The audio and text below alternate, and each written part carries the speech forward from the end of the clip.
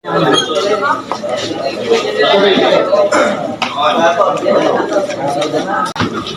mo na sir. Papasok din. Yan ang ito naman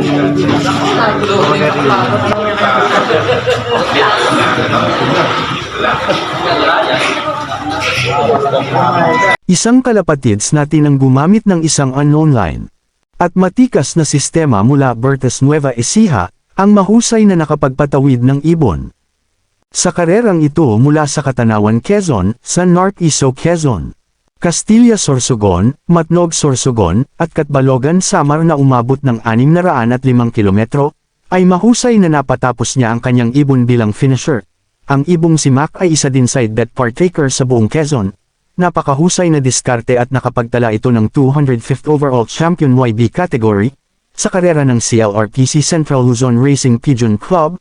Napakahusay mo, idol. Sa 4,000 ibon na naglaban ay talagang pumwesto ang ibon mo bilang 205th overall champion. Congrats, Idol Richard De Jesus.